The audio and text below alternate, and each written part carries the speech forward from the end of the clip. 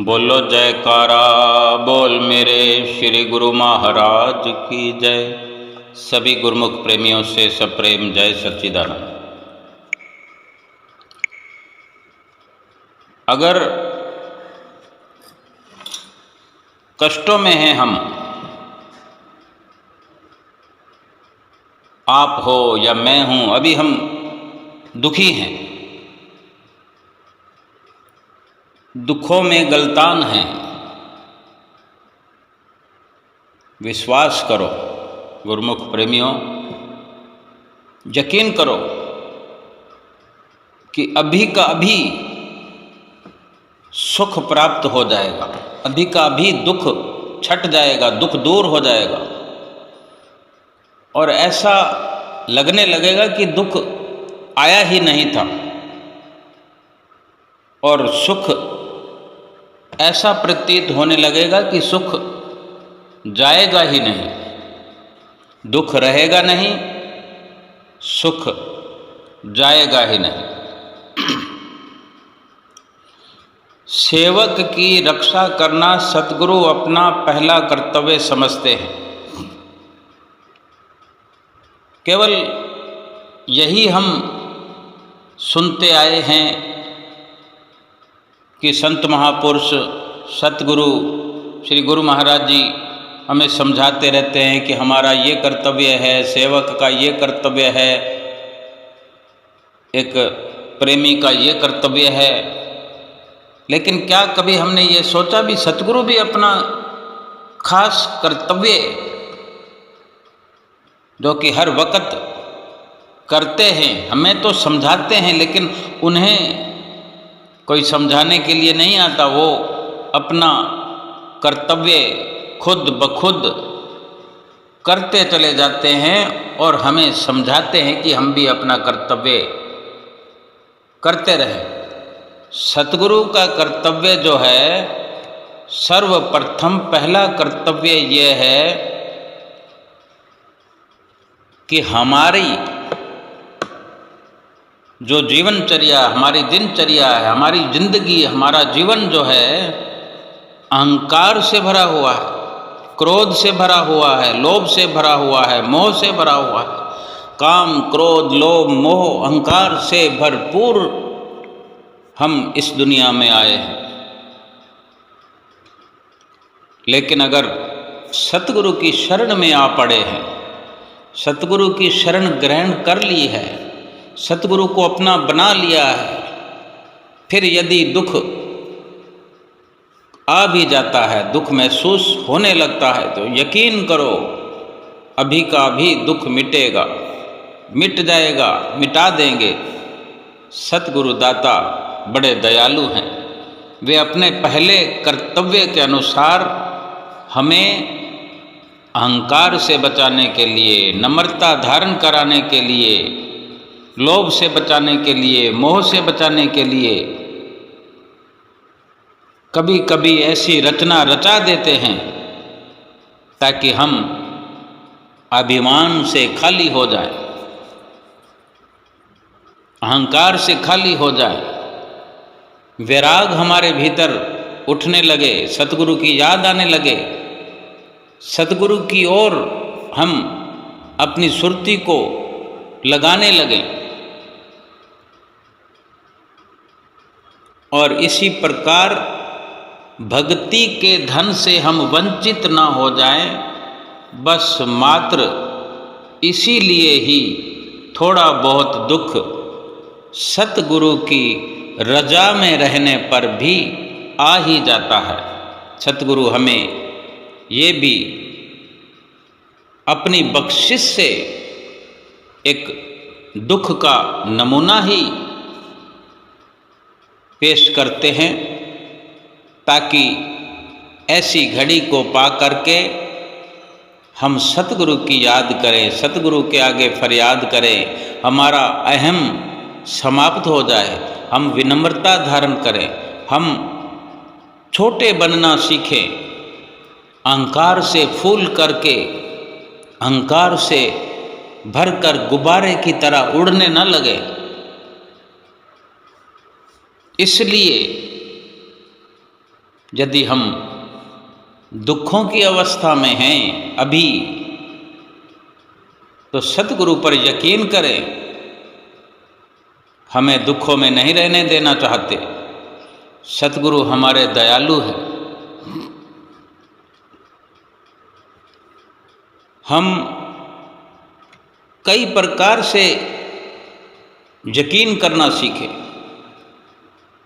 हम मेहनत करते हैं, मजदूरी करते हैं, कैसा भी कार्य करते हैं, हमारे शरीर में थकान हो जाती है, शरीर हमारा कमज़ोर है, मोह माया का जोर है, लेकिन यहाँ भी हम यकीन माने, अटल विश्वास करें अपने सतगुरु पर कि जैसी भी हमारी अवस्था है, अगर हमारा सतगुरु से प्यार है,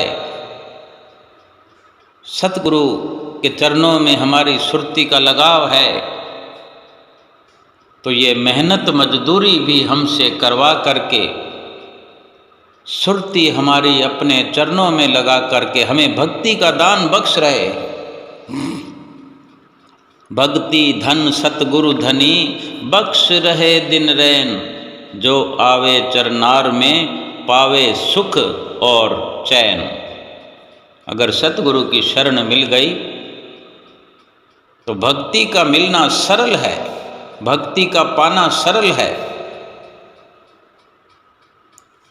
भक्ति का मिलना अवश्यंभावी है, अवश्य भक्ति प्राप्त हो जाएगी। और जिसको भक्ति प्राप्त हो जाए उसको तो तीनों लोकों में सफलता प्राप्त हो गई। भक्तिवान इंसान हर किसी के लिए एक अच्छी दृष्टि से देखा जाने वाला जीव प्राणी मात्र बन जाता है, एक सेवक कहलाता है। सतगुरु का सेवक हर किसी की आंख का तारा हो सकता है। जो मेहनत मजदूरी करके हमें, काम करके हमें, दिहाड़ी करके हमें जीवन यापन करना पड़ता है ना, इसमें हम बहुत बड़ी बड़ी बेईमानियों से बच सकते हैं, बड़े कपटों से, छलों से बच सकते हैं, क्योंकि हमारा ध्यान मेहनत और मजदूरी में लगा रहता है, हमारा शरीर परिश्रम में लगा रहता है, थकता रहता है, और इसी थकान में अपने सतगुरु की मीठी मीठी याद हर वक्त बनी रहती है, और एक लबों पर फरियाद भीतर से उठती है, हृदय से उठती है, जहाँ स्वयं सतगुरु विराजमान हैं वहीं से फरियाद उठती है, और घूम फिर कर वहीं सतगुरु के चरणों में ही वो फरियाद जा कर के संपूर्ण हो जाती है।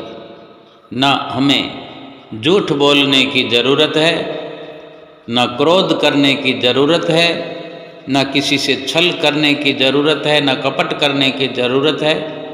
मात्र शरीर की उदर पूर्ति करने के लिए अगर मेहनत मजदूरी करके, शरीर को थका करके हमारा गुजर बसर हो रहा है, तो यहाँ भी फिर से एक बार यकीन करें कि हमारे जीवन में सफलताएं आगे आने वाली हैं।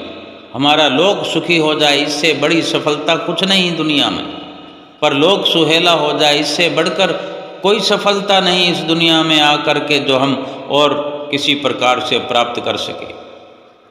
बड़े बड़े जो दिसई लोग तिनको व्यापे चिंता रोग, लेकिन एक मजदूरी करने वाले को ऐसी चिंताएं नहीं घेर सकती कि जो केवल शरीर की उदर पूर्ति करते हुए अपने सतगुरु का ध्यान करता है, सतगुरु का सुमरन करता है, उसको भला क्या अहंकार होगा?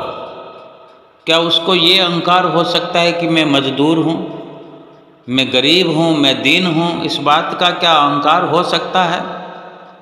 नहीं, उसकी नज़रें झुकी हुई होंगी, चित्त उसका सतगुरु के चरणों में होगा।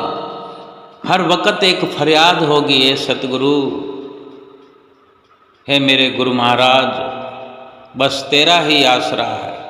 क्यों कि दुनिया के आसरे तो अधूरे हैं, वक़्त पर कोई काम नहीं आता। और यही फिर से एक बार यकीन हम करें कि अगर कोई वक्त पर काम आ सकता है तो वो हमारे सतगुरुदेव भगवान हैं। जहाँ पुकारते हैं वहाँ अपनी रिद्धियाँ सिद्धियाँ भेज करके हमारी रक्षा करते हैं। उन्हें स्वयं को भी आना पड़े, किसी भी प्रकार से कोई भी रूप धारण करके भी आ जाते हैं। ये सब उनकी मौज पर निर्भर करता है, लेकिन हमारी हर स्थिति में वे हमारे साथ हैं और हर स्थिति का वो हर वक्त जायजा लेते रहते हैं। यानी एक प्रकार से उनकी दिव्य दृष्टि कैमरे की तरह हमारे पीछे लगी रहती है। जहाँ भी दुख, जहाँ मुसीबत हम पर आती है, हमारे पुकारने से पहले ही सतगुरु की बख्शिश शुरू हो जाती है। इसीलिए ये यकीन करने की ज़रूरत है कि अभी हम अगर कष्टों में हैं, दुखों में हैं, दुख से घिर गए हैं, तो यकीन करो, विश्वास करो कि ये दुख यूं चला जाएगा। लेकिन हमारा भी कर्तव्य है। अगर सतगुरु का कर्तव्य, पहल कर्तव्य यह है कि वो हमें हर विपदा से, हर मुश्किल से, काम क्रोध लोभ अहंकार से बचाना चाहते हैं और भक्ति से मालो माल करना चाहते हैं, तो हमारा भी कर्तव्य है। हम परिश्रम जो करते हैं उस परिश्रम से भी आराम मिलता है। परिश्रम से, मेहनत से जो आराम मिलता है, वास्तव में वो विश्राम है, धुर दरगाह का आराम है। क्योंकि ऐसी मेहनत मजदूरी करते हुए जो अपने सतगुरु को याद करता है, अपने सतगुरु के चरणों में अपनी सुरती को जोड़ करके उनसे पुकार करता है, उनसे फरियाद करता है, उनसे मिलने की याचना करता है, उनके आगे अपनी सारी व्यथा खोल कर रख देता है, उन्हीं से सब कुछ बताता है, उन्हीं से ही सब कुछ पाता है, तो सतगुरु भी उसे हर स्थिति में आराम पहुंचाते हैं, सुख पहुंचाते हैं। चाहे रूखी सूखी रोटी भी क्यों ना खाता हो गुरमुख एक सेवक, लेकिन सतगुरु का आशीर्वाद जो मिलता है वो तीनों लोकों की संपदाओं से भी अधिक असरदार होता है। अगर सतगुरु का आशीर्वाद किसी को प्राप्त नहीं है, सतगुरु से भक्ति किसी को प्राप्त नहीं है, तो 36 प्रकार के व्यंजन, 56 भोग खाकर भी, मखमली गद्दों पर सोकर भी, लाखों करोड़ों की दौलत एकत्र करके भी वो लाभ जो एक गुरमुख अपने सतगुरु से प्रेम करके प्राप्त करता है, वो लाभ उस सेठ साहूकार को इस जीवन में तो क्या जन्मों जन्मों में भी नहीं मिल सकता। और जो अहम भाव रख के अगर अधिक धन है, रुपया है, शानो शौकत है और सतगुरु की शरण मिली हुई है, लेकिन अहम भाव से खाली नहीं है, अहंकार से भरपूर है, क्रोध से भरपूर है, लोभ से भरपूर है, मोह से भरपूर है, तो फिर एक बार यकीन करें, यहाँ पर यकीन से ये जाने कि सतगुरु की मार्ग में ये सब के सब रुकावट डालने वाले हैं। भक्ति के मार्ग पर ऐसे जीव चाहे गुरमुख कहलाने वाले भी क्यों ना हो, सफलता प्राप्त नहीं कर सकते जब तक कि अहंकार से खाली ना हो जाएं, काम क्रोध मोह लोभ अहंकार से खाली ना हो जाएं, तब तक सतगुरु की भक्ति नहीं प्राप्त होती। सतगुरु ही भक्ति को देने वाले हैं, ये भी यकीन करने वाली बात है कि दूसरा संसार में किसी भी प्रकार निराकार भगवान की सेवा करने से, पूजा अर्चना करने से, योग यज्ञ जप तप नेम धर्म किसी भी प्रकार से भक्ति को पाया नहीं जा सकता जब तक सतगुरु की शरण हासिल ना हो जाए। क्यों? इस शास्त्रों में वर्णन है, रामायण में वर्णन है कि भक्ति धन सतगुरु धनी, बख्श रहे दिन रैन, जो आवे चरनार में पावे सुख और चैन। रात और दिन सतगुरु ही हैं जो भक्ति लुटा रहे, बख्श रहे दिन रैन। रात और दिन यानी ये दुकान कभी बंद नहीं होती, ये दुकान कभी छुट्टी पर नहीं होती, कभी किसी घड़ी पल, क्योंकि ये सतगुरु का दरबार है, ये सतगुरु के चरणों से मिलती भक्ति अपार है। किसी भी पल भक्ति प्राप्त होने से कोई भी जीव वंचित नहीं हो सकता। हर वक्त 24 घंटे हर पल जो आवे चरनार में पावे सुख और चैन। बस जो चरणों में लग गया है, जिसने ये यकीन कर लिया कि अगर भक्ति प्राप्त होनी है तो सतगुरु के चरणों से होनी। जब भक्ति का उपहार, भक्ति का धन कहीं और है ही नहीं, केवल सतगुरु ही भक्ति को देने वाले हैं, तो कभी ना कभी भक्ति के लिए सतगुरु की चौखट पर आना ही पड़ेगा। तो फिर अभी क्यों नहीं?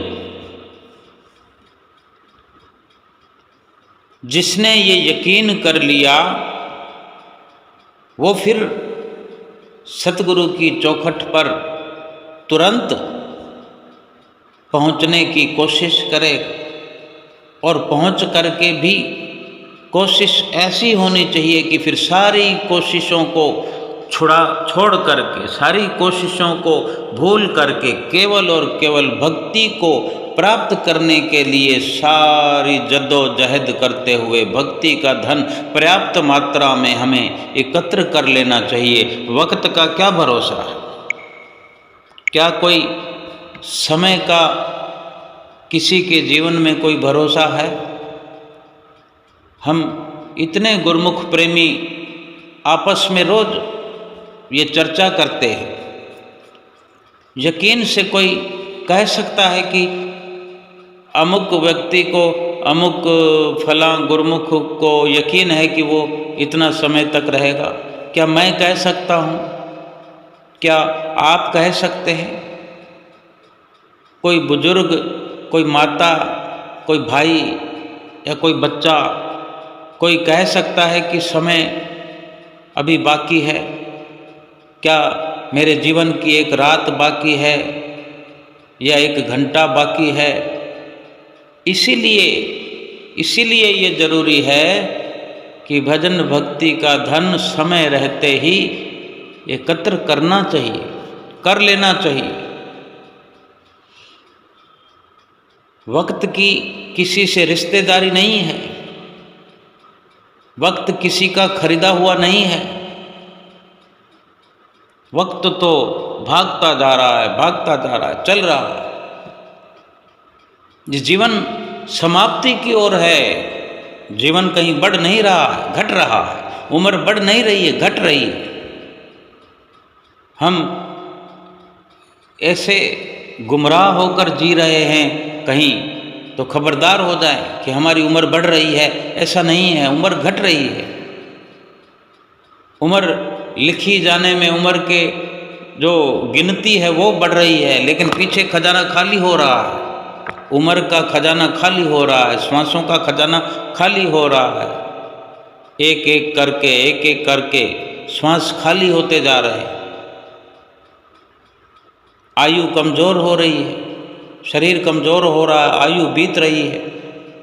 क्या किसी को समय के अनुसार ताकतवर बनते देखा हमने? क्या हम बता सकते हैं कि आज अगर हम जितनी उम्र में हैं, एक बच्चा जो है वो एक बार बढ़ता है, फलता फूलता है, उसमें ताकत का संचार होता है, ताकत बढ़ती है। लेकिन एक उम्र दराज इंसान क्या ये कह सकता है कि मेरी ताकत बढ़ती रहेगी? 20-25 साल का जवान युवा क्या ये कह सकता है कि मैं और अधिक ताकतवर हो जाऊंगा? अगर हो भी जाएगा किसी कारणवश, अगर कोई कमजोरी है, तो वो हो सकता है ताकतवर बनना चाहिए। लेकिन कब तक हम ये कह सकते हैं कि मैं ताकतवर बनता चला जाऊंगा? कहीं ना कहीं हमारा जो वक्त है, वो समय है, उम्र है, कहीं पीछे छूट रही है। खजाना खाली हो रहा है, श्वास कम हो रहे हैं। अगर श्वासों की दृष्टि से देखें, अगर किसी की ताकत बढ़ रही है तो वो भी एक लिमिट है। लेकिन श्वासों के नज़रिए से समझें, किसी के श्वास बढ़ नहीं रहे हैं और जो ताकत है वो शारीरिक है। शारीरिक ताकत अगर बढ़ भी गई तो जीवन को फतेह नहीं किया जा सकता। और श्वास तो बढ़ नहीं रहे, जितने गिनती के श्वास लेकर आए हैं वो गिनती के अनुसार ही खर्च होते होते होते खत्म हो जाएंगे। तो उन श्वासों में हमने क्या किया? उन श्वासों की सफलता क्या है? उन श्वासों से क्या खरीदा, क्या बेचा? या यूं ही हाथ पल्ला झटका कर चले जाएंगे इस दुनिया से? आए थे जिस काम को, भूल गई वो बात, क्या ले मिलिए राम सो जब दोनों खाली हाथ। भगवान को मुंह क्या दिखाएंगे? क्या कहेंगे उनसे कि मैं श्वास लुटा करके आ गया? किसी के पास अगर कहीं एक शहर से दूसरे शहर जा रहा हो, 10-20 लाख रुपए जीवन भर की पूंजी हो, और रास्ते में लूट लिया जाए, उसे डाका मार लें, लूट लें, उस वक़्त कैसी अवस्था होती है? जब सब कुछ लुट जाए, कुछ भी ना हो, उस वक़्त कैसा लग सकता है हम खुद जानते हैं। देखें, हम हमारे ही साथ में रहने वाले, अपने क्या बेगाने क्या, अड़ोस में रहने वाले, पड़ोस में रहने वाले, मिलने जुलने वाले, मित्र संबंधी कुटुंब वाले, कभी हम क्या तो कभी वो क्या, दुखों से जब भयंकर दुखों से घिर जाते हैं। सतगुरु की शरण नहीं है तो दुखों से घिरे हुए जब ऐसी अवस्था में आ जाते हैं। कल कोई समाचार में देख रहे थे कि किसी की बहुत बड़ी दुकान अचानक से धूं धूं करके जल गई और उस दुकान का मालिक धाड़े मार कर रो रहा था। ऐसे बहुत सारे किस्से हम अपने जीवन में देखते हैं। कुछ न कुछ घटनाएं हमारे साथ होती हैं।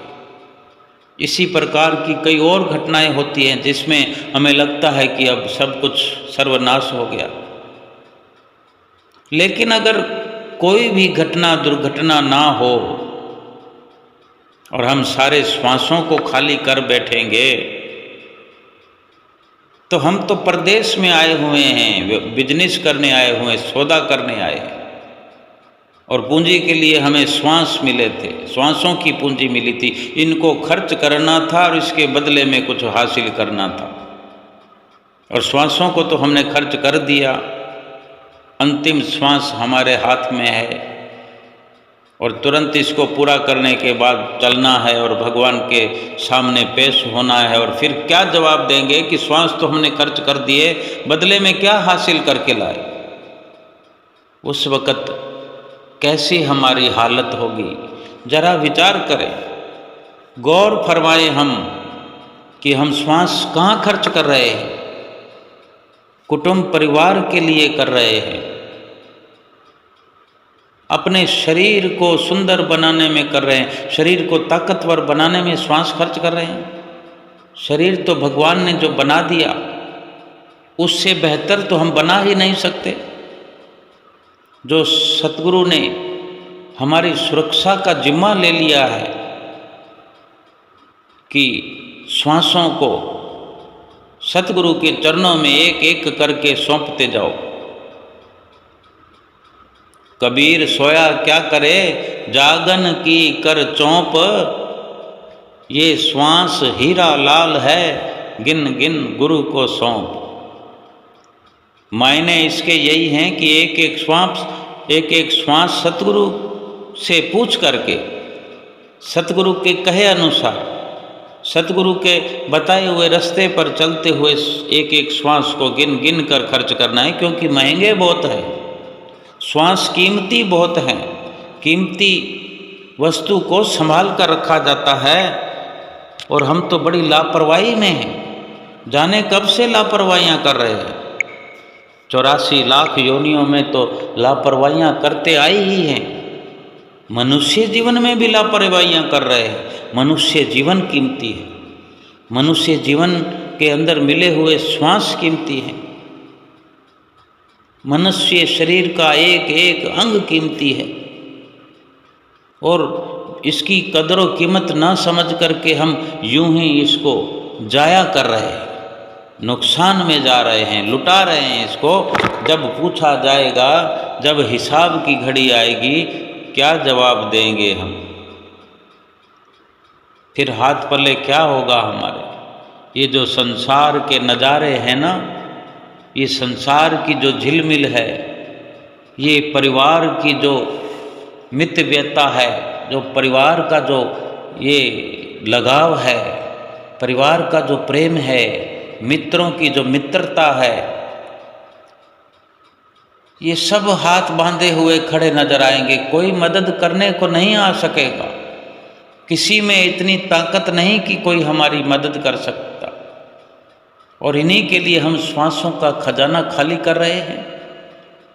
इस शरीर को बनाने में भी अगर हम श्वासों का खजाना खाली कर रहे हैं तो ये भी बहुत गलती है, बहुत भारी गलती हम कर रहे हैं। जो प्रभु ने बना दिया है हमें, वो बहुत अच्छा बनाया है। इसको और बनाने की ज़रूरत नहीं है, इसको और सजाने की ज़रूरत नहीं है। इसकी सजावट तभी सफल है जब श्वासों को सतगुरु के बताए हुए रास्ते पर चल के खर्च करें। इस शरीर को बिना सजाए ही सही, सतगुरु के बताए हुए रास्ते पर इस शरीर को चला करके, इस शरीर को तपा करके, इस शरीर को भजन बंदगी में लगा करके, भजन सुमरन में बिठा करके भरपूर सफलता को हासिल करें। और सर ऊंचा करके इस लोक से जाते वक्त जब हिसाब की घड़ी आएगी, सर उठा करके भगवान श्री के आँखों में आँखें डाल करके उनका दीदार करते हुए प्रसन्न चित्त मुद्रा में खड़े हो जाएंगे।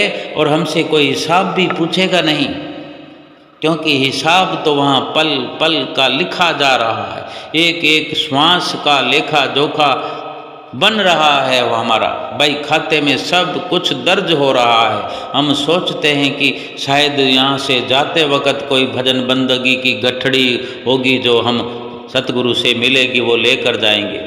कुछ भी उठाने की जरूरत नहीं। सब का सब सतगुरु का किया कराया ही काम आएगा। सारी व्यवस्था स्वयं सतगुरु दयाल महाराज जी करेंगे और वही सब करने वाले हैं और वही भक्ति को देने वाले हैं। भक्ति जब सतगुरु से प्राप्त होने वाली है तो क्यों ना मालिक की, सतगुरु की, सतगुरुदेव महाराज जी की दयालुता को हमेशा याद रखें, हमेशा भी क्या, हर पल याद रखें, हर पल उनकी दया को अपने सन्मुख रखते हुए, उनके दर्शन को, उनकी मधुर प्यारी छवि को अपने मस्तक पर सदा सदा के लिए बिठा करके भजन अभ्यास करते रहें, श्री आरती पूजा करते रहें, 5 नियमों की पालना करते रहें। जैसी भी अवस्था भगवान ने हमें दी है इसको बदलने की कभी कोशिश ना करें। कभी झूठ बोलने, कभी कपट करने, छल करने, ये सब करके कोई एक नई अवस्था ना बना करके सीधी सीधी अवस्था, सच्ची अवस्था जो भगवान ने हमें दी है। बचपन में जब बच्चा इस दुनिया में आता है बिल्कुल निष्कपट, निश्चल और सच्ची वार्ता करता है, और जब जब संसार के अंदर बड़ा होकर के इसको लोभ, लालच, काम, क्रोध, मोह होता जाता है, फिर झूठ बोलता है, कपट करता है, छल करता है। ये सब नहीं करना। अगर हम इस प्रकार बरगलाए गए हैं, गलत फहमी में हो गए हैं, गलत हैं, तो आज अपनी अवस्था को सुधार सकते हैं। अपने सतगुरु के चरणों में अपना निश्चल प्यार और निष्काम भाव से सतगुरु के चरणों में लग करके उनकी असीम कृपा को प्राप्त करते हुए, उनका दर्शन दीदार अपने मस्तक पर बंद आंखें करके भजन सुमरन करते हुए, 5 नियमों की पालना करते हुए, नित नित हर पल सतगुरु से ही अपनी सारी सुख दुख की कहानी उन्हीं से बतानी है, उन्हीं से राहत प्राप्त करनी है। उनके चरणों की विमल भक्ति को, पावन भक्ति को प्राप्त करके अपने लोक और परलोक को संवारना है। फिर हमें ना तो इस लोक में कभी आँखों को, सिर को नीचा करना पड़ेगा, ना परलोक से जाते वक्त, बल्कि ऐसी सतगुरु हमारी दशा बना देंगे कि परलोक में हमारा सतगुरु के धाम में ही प्रभु परमेश्वर के साथ ही हमारा ठिकाना हो जाएगा। हमारी आत्मा से परमात्मा का मेल हो जाएगा और लोक परलोक सुहेला हो जाएगा। बोलो जयकारा बोल मेरे श्री गुरु महाराज की जय।